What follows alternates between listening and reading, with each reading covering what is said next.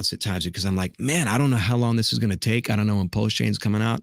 I don't want to run out of dry powder. So, and it's a dance. It's a dance to try to figure out how to maximize your HEX with the dry powder that you have, and feeling confident that you did the best you could. Nobody's going to do it perfect, of course not. But the last thing I wanted to do is max out all my dry powder, have a lot of HEX, and then some other crazy thing happen and it just plummet back down to 1.5 cents or half a penny or something, which I think is not even close to going to happen.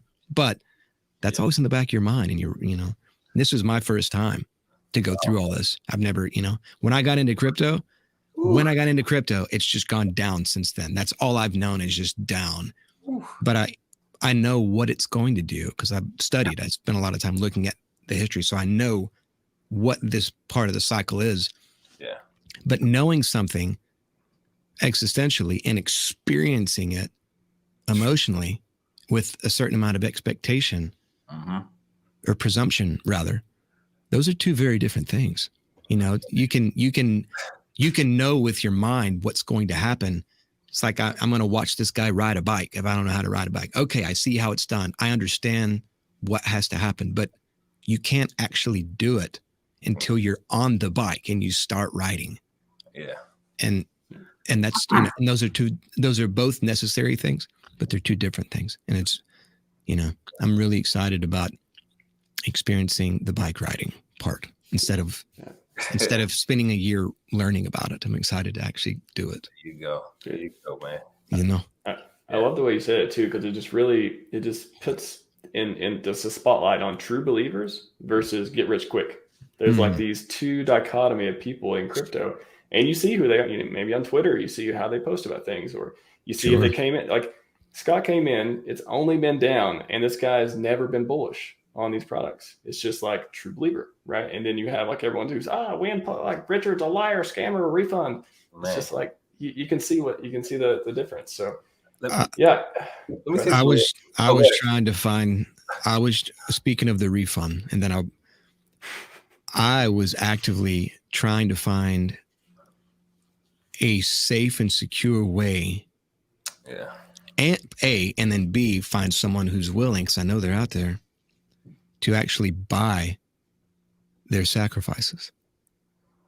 I've thought about that too. It's crossed my mind. And I've found some people that might be willing, but you have to raise an eyebrow. You're kind of iffy. I don't know how that would work. Who holds escrow, et cetera, et cetera, et cetera. They always have the keys. How do we handle that?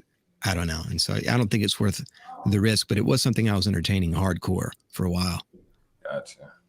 Yeah. I was going to say, basically, I know exactly how you feel. Like I do YouTube as well.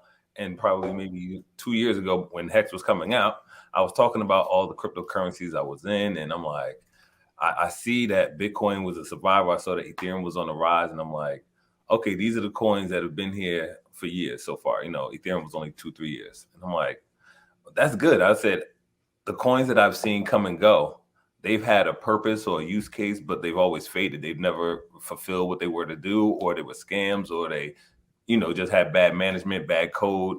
And I'm like, okay, the thing that separates the majority of the cryptocurrencies I've seen is that the staying power. And the whole thing is if the cryptocurrency can just stay around, have a community, it really has a life of its own. And I was saying in the video, I said, Richard Hart, I had a personal letter. I said, Richard Hart, I said, if HEX does what it's supposed to do, people are going to say, thank you, God bless you.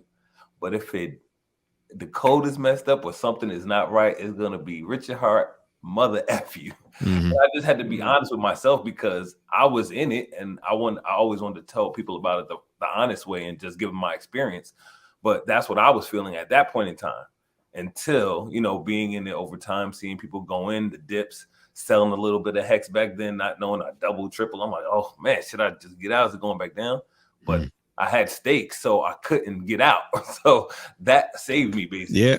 And I was like, once you see it in motion, you see it start going, you have stakes coming out, you have a little liquid on the side, you're able to go through this whole process and then see a top, try to get some liquid out, and then get ready for the next bottom. So Hex does a lot of beautiful things, and one of them is save yourself from yourself. Like that's super underrated. That it's just price performance is one thing.